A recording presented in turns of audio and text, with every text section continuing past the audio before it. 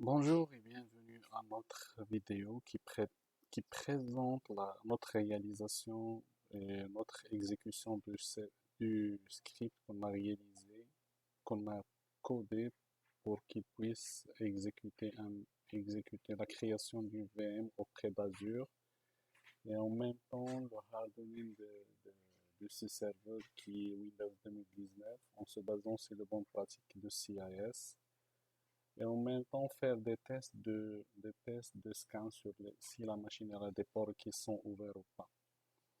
Donc, pour commencer, on, pour commencer, on a vous avez besoin des prérequis par rapport à l'utilisation de ce script qui sont, qui se trouvent dans notre repo. Ces scripts ils sont dans notre repo qui appartient à Help Forum Fosser 430. Comme vous voyez, le lien il est dans la vidéo de description en bas. Ce qui nous permet de... je vais commencer à télécharger. J'ai téléchargé les scripts sur ma machine pour que j'exécute. C'est une nouvelle machine Windows qui ne contient comment dire, aucun module installé par rapport à Azure Office, par rapport des modules qui vont être utilisés pour la création de la machine virtuelle au niveau de Azure. Et le module qu'on a utilisé, c'est AZ pour les ARM, pour Azure Resource Manager qui permettra de créer les machines virtuelles, créer les ressources de groupe, créer les réseaux virtuels qui vont être attachés à notre VM, création d'adresses IP publiques. Donc, on a poussé pas mal des choses dans notre script pour qu'on puisse l'exploiter comme il le faut. Au début, on a commencé juste à l'utilisation du script tout court, puis on a raffiné les choses en ajoutant des menus, des choix de menus à notre réalisation de script. On s'est penché sur est-ce que notre VM, genre, on va commencer avec le premier menu, c'est pour le choix le choix de requirements qui sont ou comment dirais-je, les, les prérequis qui sont nécessaires pour que le script il pourra rouler. Bien sûr, on s'entend qu'en premier lieu, ça devrait être l'exécution du script, non, la policy qui va être unrestricted ou sinon signée, vu qu'on n'a pas encore créé, on n'a pas signé notre script, donc on a opté pour le unrestricted. Après, On a, on a plusieurs scripts qui roulent en même temps pendant la réalisation du script final qu'on va exécuter bientôt.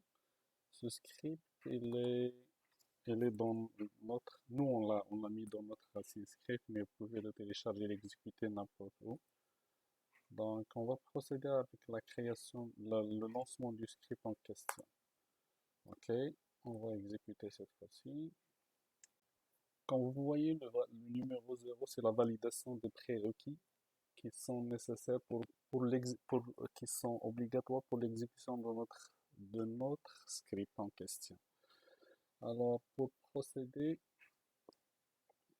donnez-moi juste le temps pour que j'agrandisse le texte pour que vous puissiez voir clairement dans la vidéo. Ok. Notre menu est basé sur la validation des prérequis. On sélectionne le choix 0. Le choix 0, qu'est-ce qu'il va faire? Il va valider si vous avez le module AZ est installé sur votre machine. Sinon, il va vous demander d'installer. Donc, en appuyant sur le bouton Y, il va procéder au téléchargement il va se connecter sur le-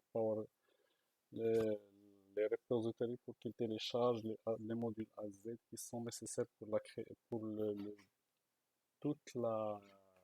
processus de création de la VM. Comme vous voyez, vous devez accepter pour que vous puissiez forcer l'installation du provider qui est des Nuggets. Qui est genre, sont des modules qui appartiennent, qui sont valides. Puis maintenant, il va procéder à l'installation des packages. Cela va prendre un peu de temps. Pour cela, pour, l'installation va prendre un peu de temps, puis on va patienter un peu. Comme vous voyez, il a commencé à installer les modules. Il cherche les modules nécessaires pour le bon fonctionnement de notre script. Peut-être il va pas il va pas télécharger tout, mais par expérience, je me suis forcé à réinstaller un autre qui s'appelle AZ Stockage, vu qu'il se détecte en tant qu'antivirus pour la machine. Donc, pour cela, moi, j'ai opté pour désactiver l'antivirus local sur ma machine, qui est une machine de test, bien sûr. Pour le moment, il est en train d'installer. Ça a l'air que ça fonctionne très bien pendant le téléchargement et l'installation de tous les modules. Dès qu'il va finir, donc notre installation, dès qu'il finira, on va encore revalider, faire le choix zéro pour qu'on puisse valider s'il y en a tous les modules qui sont nécessaires et existants dans notre machine ou dans notre environnement. Puis on procédera par la suite à la création de notre VM. Bien sûr, le processus pour créer une machine virtuelle au niveau d'Azure 300 Azure, ça nécessitera c'est pas l'existence, mais d'avoir une subscription qui est valide. Et pour cela, moi comment dirais-je, j'ai procédé j'avais une subscription qui est valide avec toutes les ressources que je pourrais créer. Alors, on a opté pour une solution qui est gratuite au début chez Microsoft, puis avec tous les tests qu'on a commencé à faire. Puis à date, genre, ça marche très bien. Genre, on va attendre la finition de l'installation, puis on va procéder. Comme vous voyez dans votre fenêtre qui est ici, ça montre notre subscription. Donc, à la connexion, au démarrage de l'option 1, il va me demander de se connecter via le module Connect AZ Account sur mon compte à Azure pour que je puisse, je puisse le début du commencement de la création de mes ressources au niveau que ce soit au niveau d'Azure dans la location, comment dirais-je, la région spécifique que nous fait fonctionner par EastUS. Donc on va patienter jusqu'à ce quand il finit, il va finir bientôt la mise en place de ce module sur le PC et sur mon profil nécessairement. Il est toujours en train de mettre toutes les choses nécessaires pour le bon fonctionnement du script. C'est normal parce qu'il est en train d'ajouter tous les modules nécessaires pour le bon fonctionnement. Alors, on va attendre. Euh, comme, comme j'ai comme, comme j'ai expliqué au début, donc la création de la machine virtuelle, pour créer une machine virtuelle, ça nécessite une création de ressources groupe dans notre subscription qui est chez Office 365. Et la ressource groupe, il a besoin d'un storage account et tout le nécessaire, toutes les choses qui sont nécessaires pour le bon fonctionnement pour que un utilisateur final qui a genre de subscription chez Azure, il serait capable de créer une VM via ce script en utilisant son identifiant, son username et son mot de passe qui est chez Office 365. Bien, surtout Azure Resource Manager. Là-dedans, il serait capable de créer la ressource en utilisant, comment dirais-je, euh, une subscription value. Pour bien, pour bien orienter la création de mes VM, comme vous voyez là, il vient de finir d'installer tous les modules. Donc je vais repartir encore de nouveau, je vais valider si tout est OK. C'est sûr, il disait tous les modules sont existants et en plus, il me montre tous les modules qui sont installés.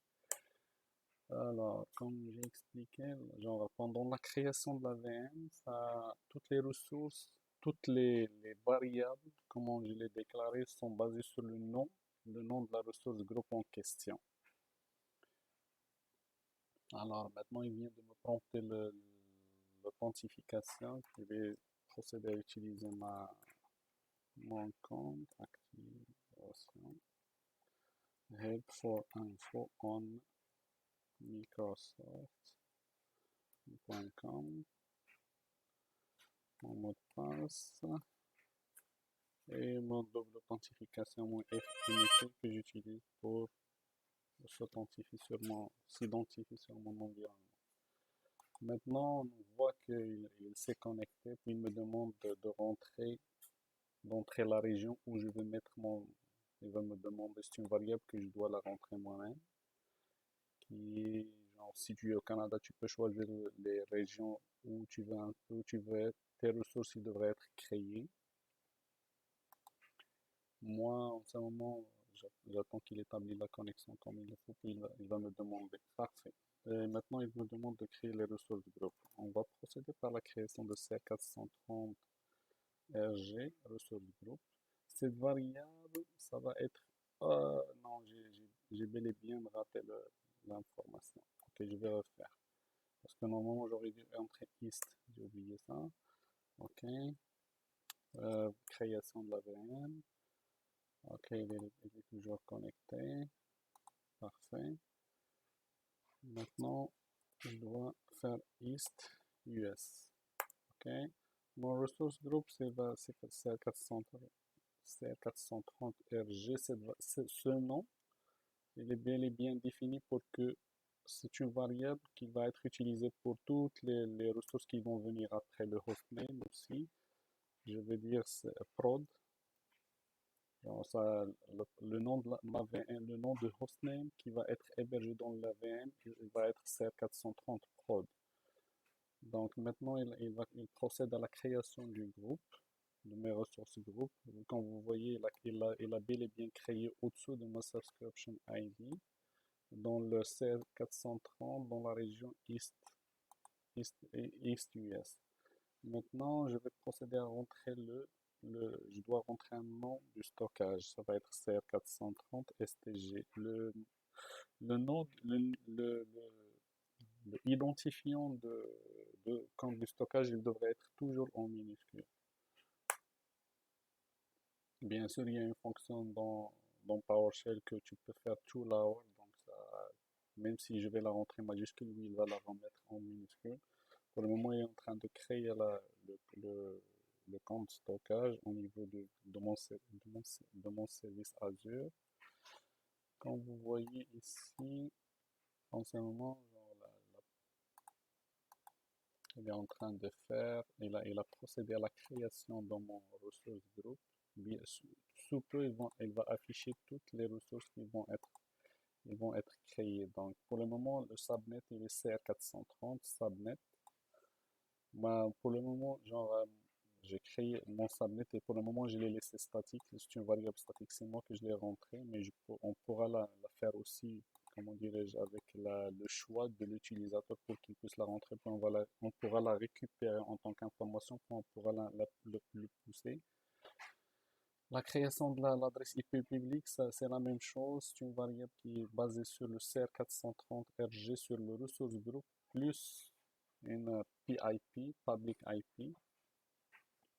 Pour le moment, quand il a fini avec la création de l'adresse IP, il est en train de créer les règles dans le ressource group en question, dans le Network Security Group, qui va nous permettre d'établir la connexion de l'extérieur from where I am to Office 365, dont l'adresse IP l'adresse IP publique qui est attribuée à ma VM, à mes ressources group, à ma VM, qui va être mappé à l'intérieur il va faire la translation de l'adresse IP publique vers l'adresse IP qui va être assignée à l'adresse IP public qui va être assigné à mon adresse IP privée, qui va être assigné à ma carte réseau, qui est dans ma VM. Donc, pour le moment, il a créé le security group où il a assigné il a assigné il a assigné les règles de sécurité qu'on a choisies. C'est pas qu'on a choisi, mais qu'on a vu qui sont nécessaires. Comme vous voyez ici, c'est les Network Security Group, ils sont basés sur le RDP, le 3389, pour que je puisse établir une session remote desktop. Et en même temps, comme on appelle ça, une liaison WinRM, pour que je serais capable de créer une PS session en mode HTTPS, pour qu'il serait plus secure. Pour que je serais capable d'établir une liaison, genre, on a éliminé le 598, le 5985 qui est en clair. L'autre, elle est plus sécure en mode HTTPS avec un certificat qui va être créé, comme vous voyez ici, qui va être créé. Pour le moment, il me demande le username et le mot de passe qui vont être utilisés pour, pour mon Windows 2000 Server. Comme vous voyez, j'ai rentré le username. Le mot de passe, je vais le taper. Comme vous voyez, il est as secure string. Donc, vous ne pouvez pas le voir. Mais quand je crée ça, j'ai une fonction qui encrypte le password. Donc, vous voyez, c'est un secure string qui va être stocké ici, dans un fichier XML qui vient d'être créé. Quand j'ai genre l'interaction, ce fichier XML il va être utilisé pour l'appellation de mon pendant l'établissement de la session PS Session ou Remote Session, ou sinon pour que je puisse établir un durcissement de mon environnement. Donc quand je vais invoquer la commande en s'appuyant sur le fichier qui est là, le CIS, qui va être déjà téléchargé sur le serveur en question au niveau de $sign/script. Je vais vous montrer brièvement le script, comment il est fait. En attendant, parce que lui, ce process, quand je rentre ici pour le moment, il va commencer la création de la VM en mettant en place les paramètres qu'il y a besoin, assigner tous les groupes avec toutes les virtuels groupes, plus les VNIC qui vont attacher à la VM et en ajoutant les credentials qu'il a accepté dedans pour l'injecter dans la VM. Je vais survoler le code en question. Mon code il est basé sur des fonctions de code. J'ai commencé par des fonctions de coloriage qui sont tout simples, genre avant que tu commences, il va lancer le write before, genre il va écrire le texte comme vous voyez ici. Donc création du compte stockage, mais quand il finira, il affiche votre compte en vert. C'est after write before et write after. La fonction display menu, c'est le menu qui se trigger en réalité, qui s'affiche pour l'utilisateur pour qu'il puisse créer et valider ses informations, toutes les choses qui viennent avec. Le menu 0, c'est ça ce qu'on a dit, c'est il vérifie si sont disponibilités modules ASIC sur ta machine, sinon il force l'installation. L'installation du module en question from PS Gallery. Après ça, le menu 1, il établit la liaison, il connecte le compte à Z. Mes variables, ils sont là. La location, c'est une variable qui devrait être tapée à la main, genre entrer votre camp. Dans notre cas, on a choisi East-US. Le ressource group de même, c'est ma ressource group qui définit, comme je vous ai expliqué, mon subnet, c'est une variable qui est composée. Mon subnet name, il est composé de ça. De même, le subnet name, comme je vous disais, je pourrais le faire en mode avec variable, comment dirais-je, rentrer à la main une copie, genre je pourrais read host. De même, c'est la même chose pour le VNet name, c'est le VNet, Virtual Network qui va être affiché ici dans l'Azure, comment dirais-je, dans mon compte Azure. Quand je rentre ici, je vérifie dans ma ressource.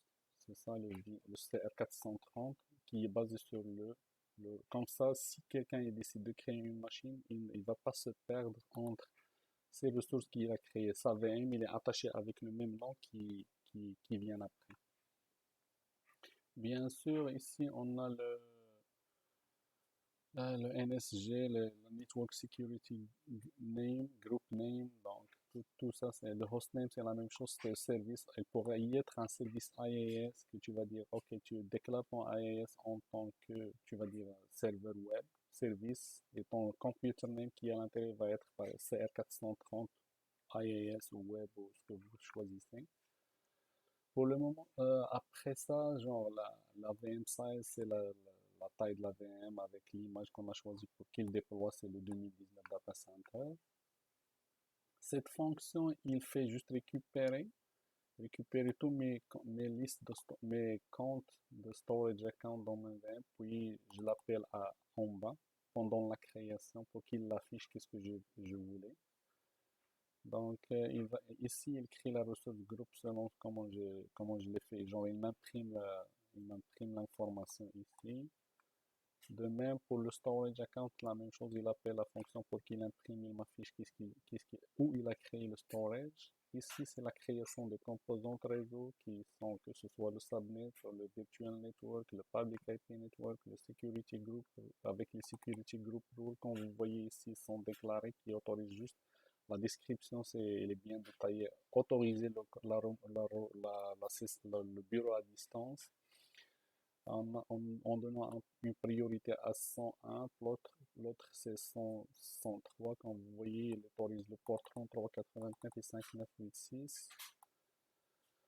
Après ça, il procède ça c'est le nom de la variable le security group, comme je disais, CR430 plus NSG, Network Security Group. Ici, c'est le virtual network. Là-dedans, c'est ça ma fonction qui fait cacher. Genre, après, quand je finis avec la création de tout ça, je procède à la récupération de mes usernames et mots de passe. Le username, il est entré manuellement. Comme vous l'avez vu, il est en clair. Le mot de passe, il est caché. Genre, il est remplacé par des étoiles.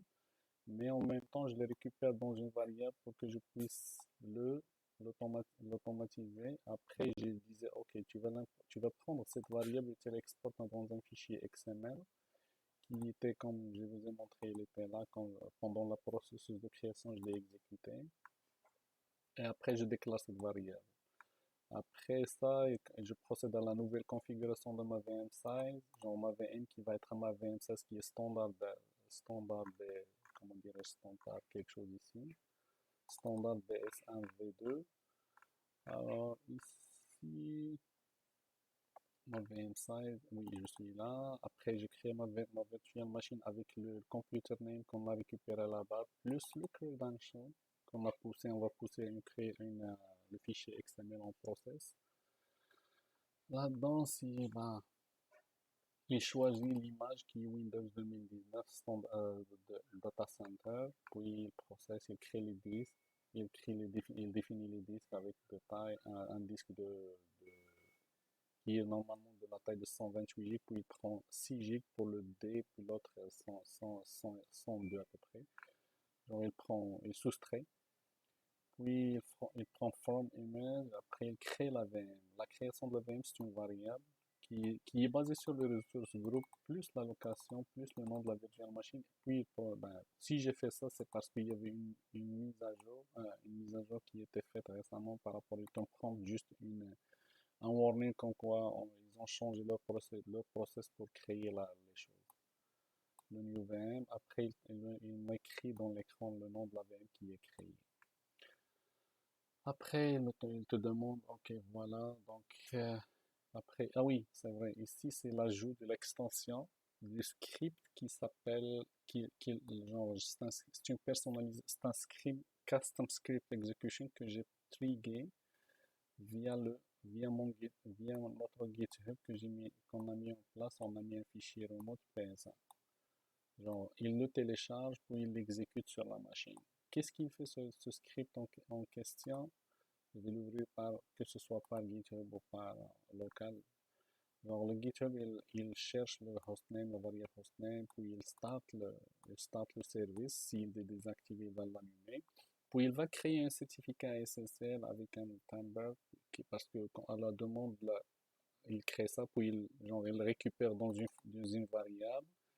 Il affiche le message comme quoi il est en train de configurer ça. Puis il exécute le WinRM avec le transport HTTPS plus le nom de la machine avec le numéro de certificat. Tout ça, c'est bon. Quand il exécute, il active le WinRM en mode HTTPS. Plus ça, j'ai ajouté l'Advanced Firewall pour qu'il autorise le HTTPS in via ce port 5987 pour que je puisse de l'extérieur être capable de se connecter. Après ça, il crée un répertoire qui s'appelle script. On va voir ça au fur et à mesure il va être fini d'être créé. Je pense qu'il est toujours en process. Ce processus, il est plus long que d'habitude. Normalement, ça prend, en mode GitHub, ça passe très vite. Après, New, genre, il crée un répertoire dans la racine du VM qui s'appelle script. Puis, il télécharge le CIS comme c'est basé dedans. Je vais vous montrer après ça. Il le met dans ce répertoire. Après, ça c'est le variable que j'ai déclaré. Puis j'invoque la web request pour qu'il télécharge ce fichier et il le met à la destination que je veux. Pourquoi je fais ça? Pour que je pourrais exécuter ce script sur la machine locale si je me connecte en mode remote directly ou sinon en mode remote desktop ou sinon je peux être connecté via le PS Session comme on va procéder tout de suite. Le CIS script, il utilise les bonnes pratiques qui sont, comment dirais-je, des recommandations nécessaires pour le hardening de serveur de 2019, avec la désactivation de, genre, il renomme le compte guest, puis il désactive le mot de passe, il met les bonnes pratiques, que ce soit pour le changement de mot de passe, le délai de changement de mot de passe qui ne serait pas de 14, il force l'utilisation de 14, une chaîne de caractères de 14 caractères pour les usernames qui vont choisir leur mot de passe. Donc, ce sont des bonnes pratiques ils sont scriptés. Puis, c'est fonctionnel, on l'a essayé. Puis, genre, il te donne minimum de 14 caractères, comme vous voyez ici. Je vous invite à télécharger ce script pour que vous puissiez voir ce qu'il fait exactement, parce qu'il y en a pas mal du contenu dedans. Il active des politiques de l'audit de sécurité dans l'environnement, que ce soit pour les journaux, pour des affaires comme ça. Même avant, il faisait changer même genre, changer le compte. Il rename le compte administrateur local qui est créé. Puis il te demande de créer un autre mot de passe. Mais je l'ai raffiné, j'ai enlevé des fonctions pour que je puisse le faire passer automatiquement. Et genre, ce sont des bonnes pratiques qui sont recommandées par le CIS. Je reviens vers le script principal qui est là. Donc, quand il va exécuter ça, il va me donner l'accès à la VM comme je veux. Pour cela, donc, il va finir par là. Il va me dire que la création est finie. Puis, il va me donner la date quand il a fini. Donc, ça, on va vérifier tout à l'heure la date de début et la date de fin. Le menu 2, c'est que je récupère la variable le resource group, puis il va m'afficher, je déclare ici juste une variable qui est type, puis le service que je demande, c'est, comment dirais-je, ah oui, je devrais désactiver cela parce que ce n'est pas nécessaire. En tout cas, parce qu'il fait la même chose, parce que je voulais faire un service pour voir si le service de AES qu'il est en marche ou quelque chose. Mais en tout cas, grosso modo, c'est que il cherche le nom de la VM, puis quand, quand le menu, exactement le menu 2, il va m'afficher toutes les choses qui appartiennent à la VM en se basant sur l'adresse IP de la VM pour qu'il me dise, ok, voilà comment il s'appelle ta VM, voilà le hostname qui est à l'intérieur. C'est juste de l'information que oui, je l'ai rentré, mais si par hasard j'ai oublié ou j'ai fermé ma session pendant la création, je suis parti pour faire quelque chose, puis je pourrais revenir, lancer le script et choisir le menu bien sûr, en se connectant à Z account.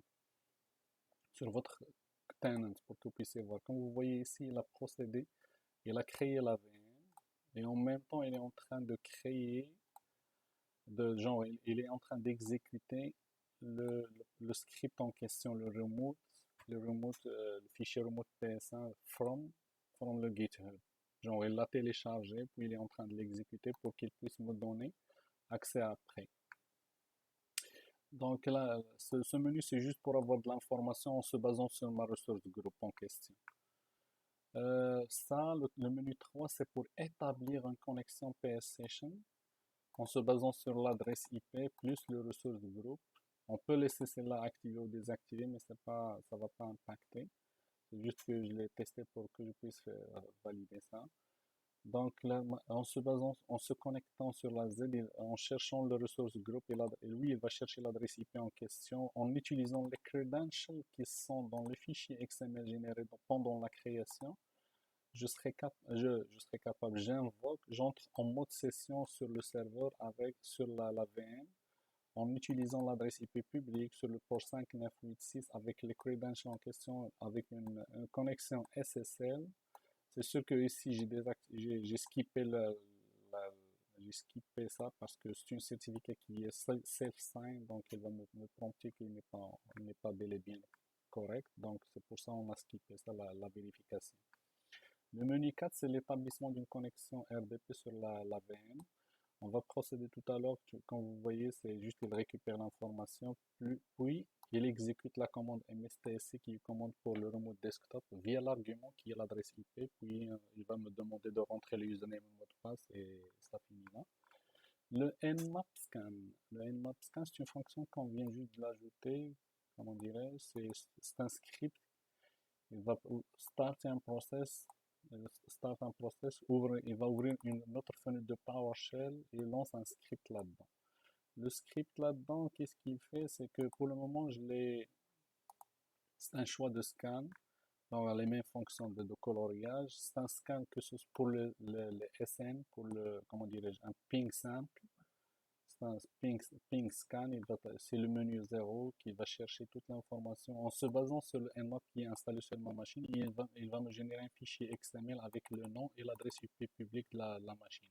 On va faire les tests, on va voir comment ça va fonctionner. Vous voyez, c'est friendly use. Moi, mon objectif dans cette affaire, c'est de lancer le scan, oui, pour voir pour voir c'est quoi les ports qui sont ouverts, c'est quoi les choses qui sont ouvertes. Même, on pourrait aller plus loin que ça pour exécuter des scripts qui, pour les vulnérabilités, comme les vulnères, le NSE scan, des affaires que tu peux rouler, il va te dire, OK, euh, voilà ce que, genre, tu peux faire genre, une détection de ton OS, comment il est, c'est quoi l'environnement. En se basant tu peux le faire avant le lancement du CIS Win 2019 et après pour valider toutes les informations qui sont bonnes ou pas.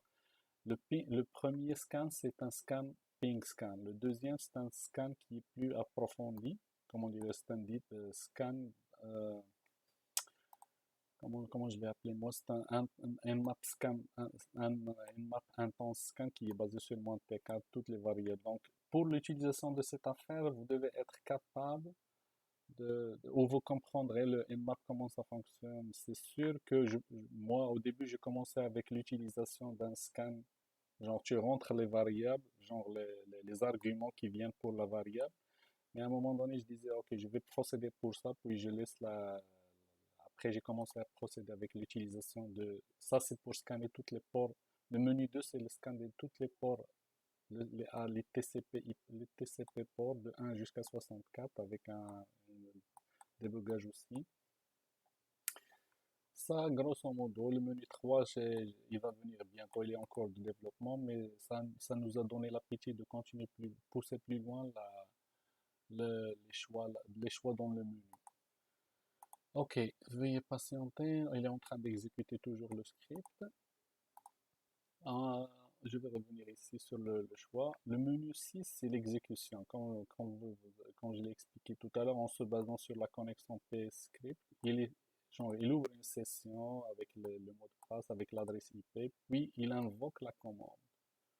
En invoquant la commande, il procède au durcissement de l'environnement en se basant sur, comme on l'a dit, c'est dans le, comme, euh, comme, en se basant, c'est le bon pratique qui est dans le CIS, le guide de hardening de l'environnement.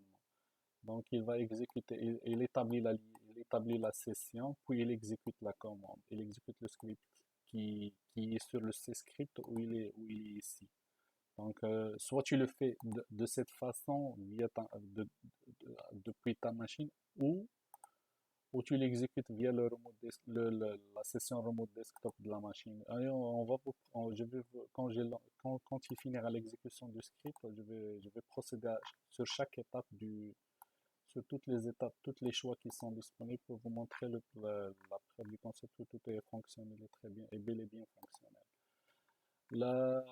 Le menu 7, c'est la suppression d'une autre ressource group qu'on a créée vu que parfois tu veux faire un test, tu veux faire des affaires pour créer des affaires ou sinon tu as fini avec la ressource group parce que ça coûte des sous quand tu déploies une VM.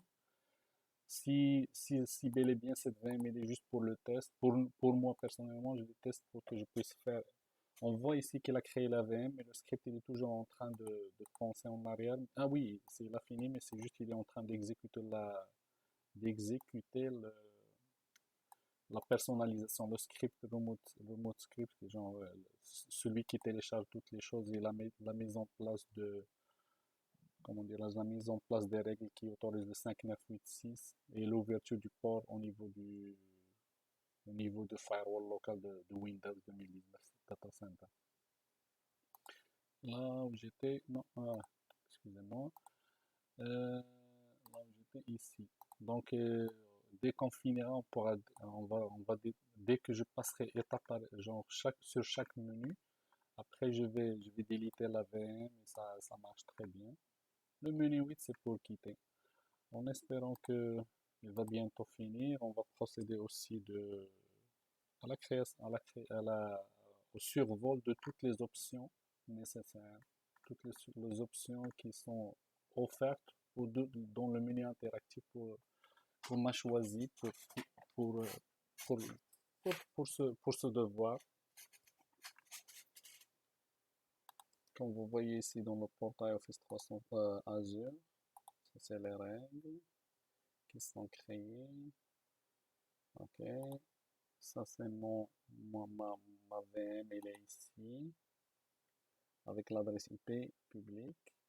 Il y a toujours une façon, si vous avez un DNS, genre votre propre DNS qui est hébergé chez Azure, vous puissiez pousser plus loin l'information. Tu crées ta VM avec ton propre DNS ou même avec cette information, tu pourras dire, OK, il y a une façon que j'ai testée pour que je puisse ajouter un nom qui va être, par exemple, cette VM, elle va être CR430 VM. Puis, dès que je fais save, normalement, le hostname, la VM en question ou le nom en question, il va être publié et je serai capable, par exemple, de se connecter directement sur j'ai oublié de sauvegarder comme il le faut. CR430 VM. Alors, oui, il est là. Ok. Dès que je fais le test ici, 5D, ping, oups, excusez. Ah oui, c'est pas ici, c'est bon. Attends. Alors, bien. Alors, ping. Voilà, ici, l'adresse IP qui est en question, il est déjà attribué à cette machine. Je ne peux pas la pinguer vu qu'il est fermé. Ok, on va procéder autrement. On va attendre. Alors, ok, ici, il vient de finir l'exécution de cette tâche. L'exécution du script de personnalisation. Alors, il va prompter un message bientôt. C'est le seul process qui est plus long par rapport à la création de la VM.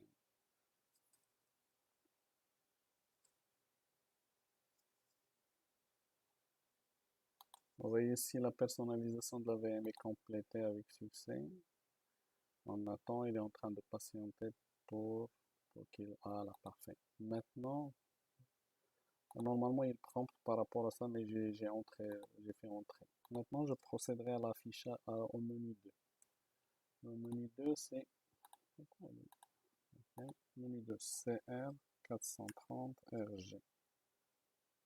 Celle-là, c'est juste une erreur qu'on a oublié d'ajouter. Donc, comme vous voyez, là, ça c'est le nom de la VM au niveau d'Azure. Ça c'est le hostname en question. Ça c'est le resource group et ça c'est mon adresse IP. Bel et bien tout ce que j'ai besoin. Ok. Maintenant, je vais faire le menu 3. Le menu 3, c'est l'ouverture de la session. En PS. Ok, il va me demander la connexion.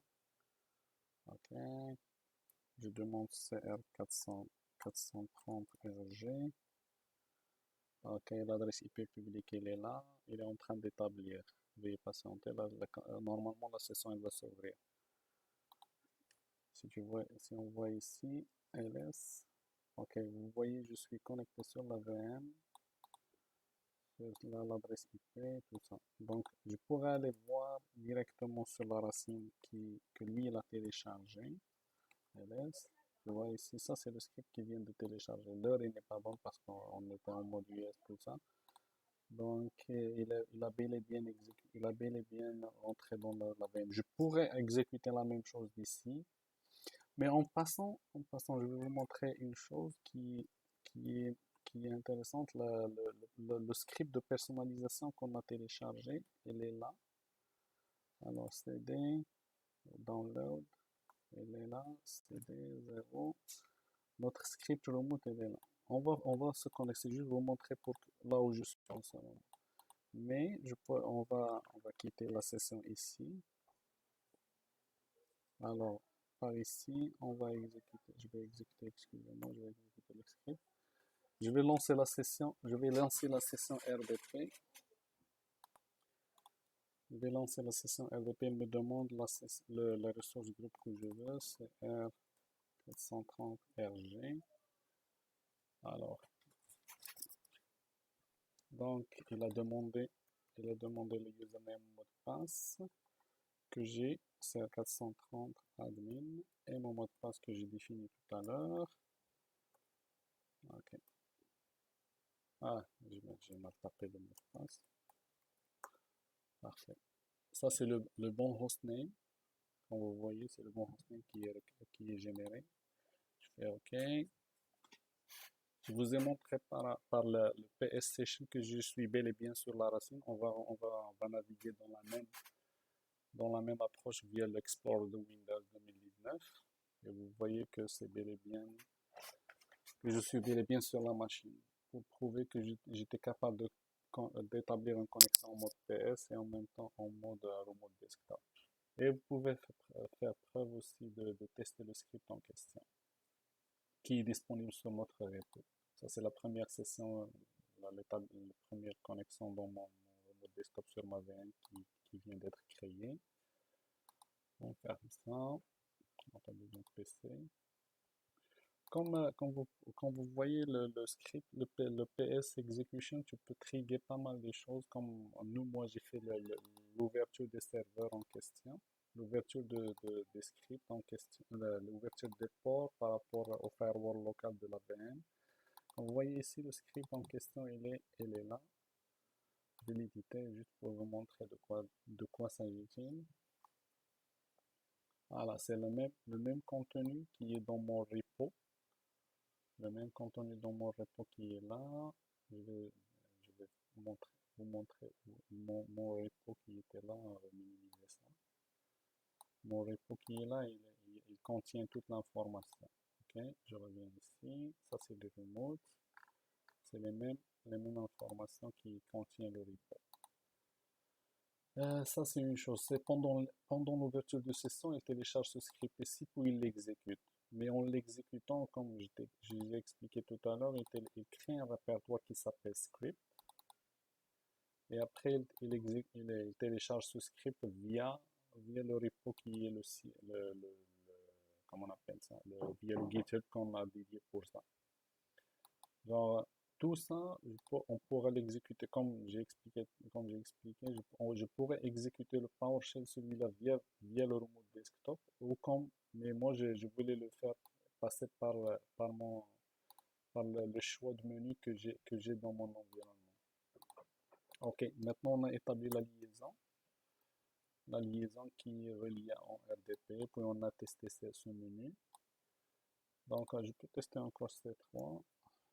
Je vais me connecter. Comme vous voyez, j'ai fermé la session tout à l'heure de l'exécution de la fenêtre, puis je pourrais revenir RG. Alors, vous voyez, il a établi la liaison avec le remote desktop, le PS Session. Puis, si je fais ça, je pourrais faire ça et vous voyez, je suis toujours là-dedans, c'est script. Alors, il est là. Donc, je vais quitter encore, puis je vais réexécuter les scripts en question. Alors, pour le moment, on a fait le menu 3 et le menu 4. On va procéder avec ça.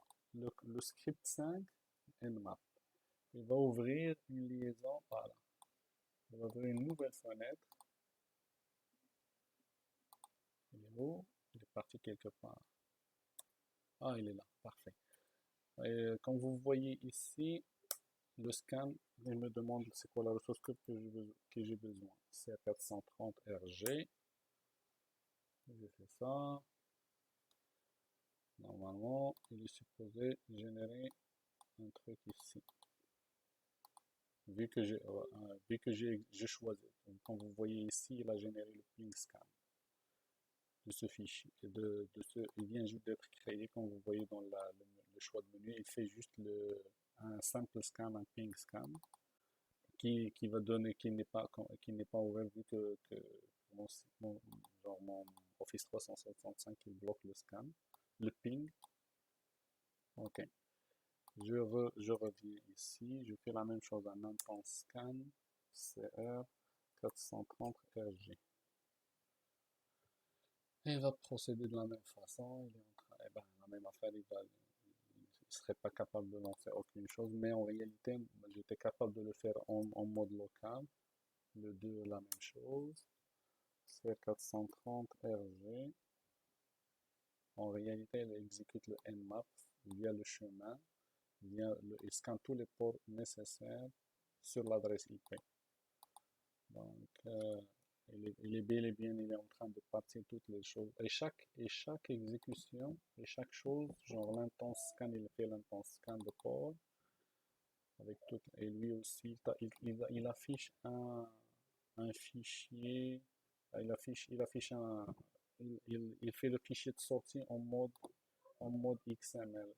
Je pourrais le faire aussi sortir via comment dirais-je, un fichier Excel aussi, ça se fait avec le Nmap to Excel. Le 3, c'est juste un menu qu'il est en cours de développement, je suis en train de voir comment ça va se passer.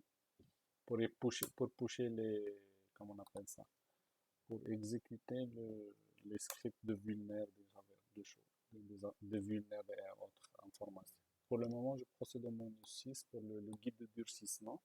Je fais le menu 6, CR430 RG. Alors, est-ce que vous voulez exécuter sur le serveur? Oui, parfait. Et maintenant, il vient de procéder. On va vérifier bientôt ce fichier qui existe sur le serveur en question. Et il est en train de faire le nécessaire. Il est en train de désactiver. Mais en même temps, il va générer un rapport sur ma machine locale. Ça, c'est le rapport. Et ça, c'est la version, tout ce qui est original sur ma machine. Puis, il va me donner un qui est avant que je procède au changement ou d'appliquer toutes les bonnes pratiques qui sont liées à CIS, à ce fichier, à ce script. Puis, il va me donner un avant. Donc, on est en train d'apprendre beaucoup de choses sur ces affaires et ce sont des bonnes pratiques à mettre en place et en même temps de l'automatiser, c'est une bonne chose aussi.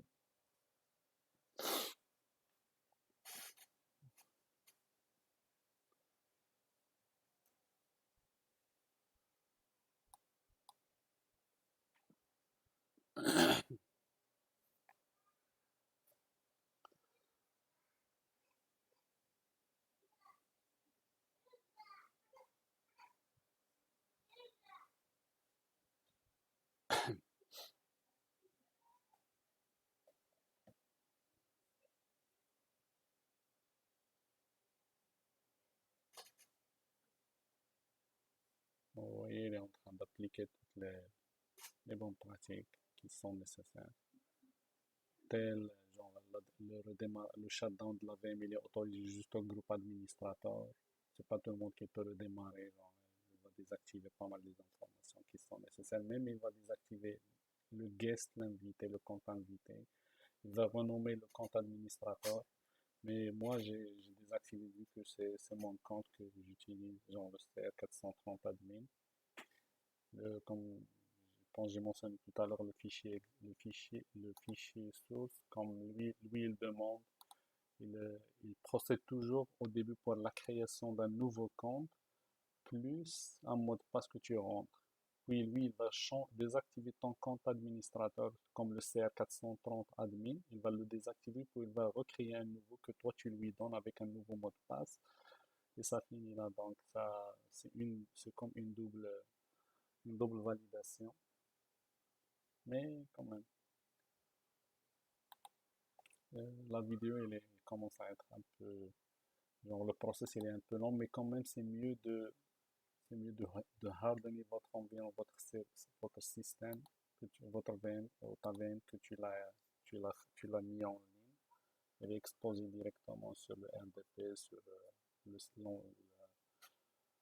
d'autres ports, mais en ce moment, nous, on a laissé juste le port RDP et le 5986 pour que je puisse faire ce que je veux. Puis, en même temps, la personnalisation du script, ça nécessite, ça donne aussi, genre, on peut, genre, à la création de la VM, je demande, ok, soit tu lances une installation de l'Active Directory, soit tu crées un serveur web, soit tu installes une application genre application serveur pour que tu l'utilises pour ton environnement, soit, je sais pas, c'est des services tu actives des services pour le Windows. Donc c'est une option qui est bel et bien genre scriptée, que tu peux créer ton propre script, puis tu peux faire ce que tu veux là-dedans.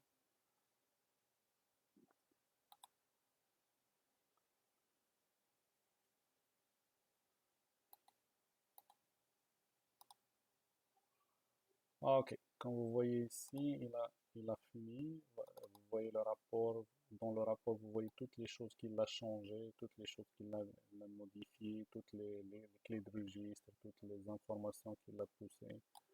Donc, il a changé le power setting, des affaires comme ça. Il a bloqué le control panel si je ne me trompe pas. Donc, il y a pas mal de choses qui ont été faites. Ça, c'est les changements. Il prend une copie de tout ce qui est avant, puis il déploie celui de nouveau. Donc, moi, je vais rentrer aussi dans le répertoire, dans la session de Remote Desktop pour voir C430 RG. Alors, ici,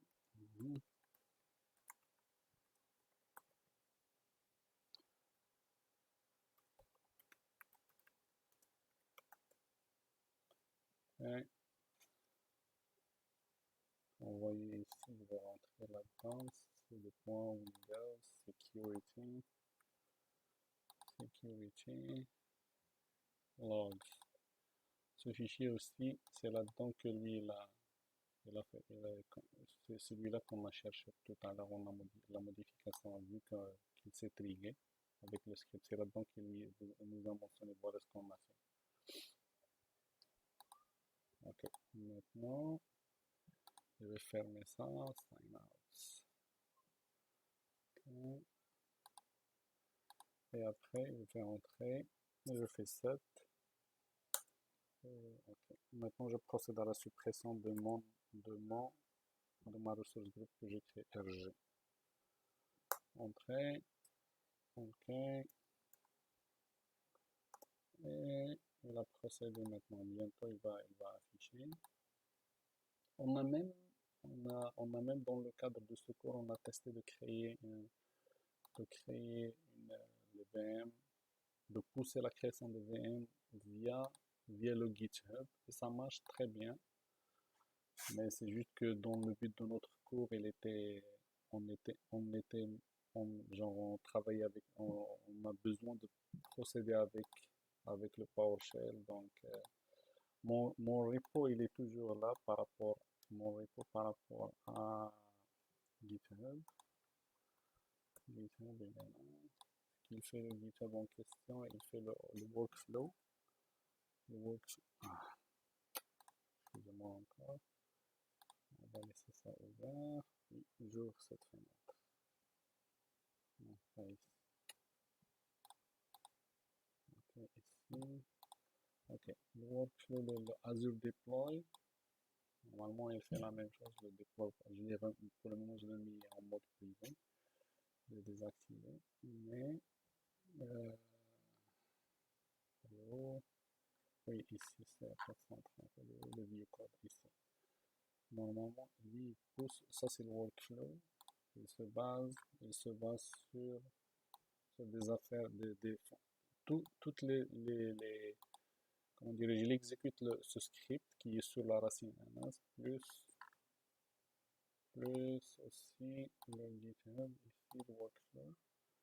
Euh, oui, les security settings qui sont déclarés dans le YAML, ici ça passe par des security qui sont déclarés dans ici, system secret, qui sont dans le secret, les actions, ils sont tous là. Même le mot de passe qui est pour l'administrateur de la machine locale, il est encrypté avec le username, le credential, ça c'est le My Subscription ID qui est dans Azure, l'APP ID, le tenant ID. Donc lui, quand il appelle la création, ça passe rapidement. Je peux vous montrer juste les choses qui ont été faites dans le temps. Donc lui, le process en question, le workflow, qu'est-ce qu'il fait? Il appelle le fichier pipeline, puis il lance l'installation. Le déploiement, qu'est-ce qu'il fait? Ok, il procède, il procède à ça, puis il check out le repo en question, puis il télécharge toute l'information qui est nécessaire, et le script aussi. Après, il cherche le PSA en question et il commence, voilà, toutes les scripts qui sont là, il les pousse sur le site environ de la VM. Puis il commence à procéder à exécuter la création de la VM via le déploiement de GitHub pour qu'il pousse. Puis il cherche toutes les informations qui sont encryptées sur l'environnement. Puis, genre, je me connecte en mode PS Session sur la VM, puis je fais ce que je pourrais faire. J'exécute le CIS script pour hardener mon environnement. Je me connecte sur le remote desktop de l'adresse IP en question. Ça, c'est une autre façon, mais c'est pas le but de notre cours. Le nôtre, c'est de faire plus de PowerShell dans notre code. En passant même ici, la création de la VM, elle est en mode, elle est genre, c'est un fichier PS1 qui est plus minimal et plus rapide. La création même aussi, ça passe hyper rapide. Ça, c'est une variable qui est dans le secret, dans le setting de ce repo. Alors, ok, la ressource est bel et bien supprimée. On va valider ça sur le slide, sur le compte d'Azure. Voilà. Donc, sur ce, nous vous remercions de votre patience et de votre intérêt à notre vidéo et merci beaucoup. Donc, oui, l'automatisation, ça aide très bien pour la gestion, la création des tâches. Et ça nous a donné aussi l'appétit de pousser plus loin notre développement et c'est quelque chose qui est très intéressant. Merci et bonsoir.